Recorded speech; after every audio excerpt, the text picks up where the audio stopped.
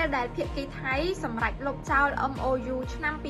2001 សម្ដេចតេជោបានបង្ហោះសារដោយបង្ហាញអំពីជំហររបស់កម្ពុជាយ៉ាងច្បាស់ថាយើងនឹងមិនបង្កើត MOU ថ្មីឬក៏យន្តការទ្វេភាគីថ្មីជំនួស MOU ចាស់នោះទេមូលហេតុគឺដោយសារតែ MOU ឆ្នាំ2001 នេះគឺជាយន្តការដែលភាគីទាំងពីរបានព្រមព្រៀងគ្នាបង្កើតឡើងសម្រាប់ដោះស្រាយបញ្ហាតំបន់សមុទ្រត្រួតស៊ីគ្នា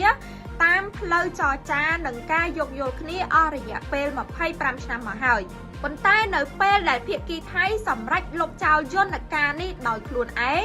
វាមានន័យថាថៃគឺជាអ្នកបោះបង់ចោលនៅយន្តការទ្វេភាគីនេះមិនមែនកម្ពុជាឡើយដូច្នេះមិនអាចចោទថាកម្ពុជាមិនចង់ចរចាឬក៏កិច្ចវេះពីដំណោះស្រាយបានឡើយប៉ុន្តែផ្ទុយទៅវិញកម្ពុជាបានរក្សានូវភាពអត់ធ្មត់ហើយរក្សាជំហរចរចាអស់រយៈពេល25ឆ្នាំហើយដោយយើងមិនដែលផ្លាស់ប្ដូរគោលការណ៍ឬក៏យន្តការណាមួយឡើយខណៈដែលថៃមានការផ្លាស់ប្ដូររដ្ឋាភិបាលនិងនាយករដ្ឋមន្ត្រីជាច្រើនដងក្នុងរយៈពេល25ឆ្នាំនេះហើយកម្ពុជានៅតែរក្សាជំហរក៏ដូចជាស្ថិរភាពនៅក្នុងការដោះស្រាយបញ្ហាដោយសន្តិវិធីការដែលកម្ពុជាសម្រេចដើរទៅយន្តការច្បាប់អន្តរជាតិនិងអនុសញ្ញាច្បាប់សមុទ្រឆ្នាំ1982មិនមែនជាការធ្វើអន្តរជាតិទោសនីយកម្មបញ្ហាដោយការចោទប្រកាន់របស់ថៃនោះទេត្រូវយល់ថានៅពេលដែលយន្តការទ្វេភាគីត្រូវបានភាគីម្ខាងលុបចោលដោយខ្លួនឯង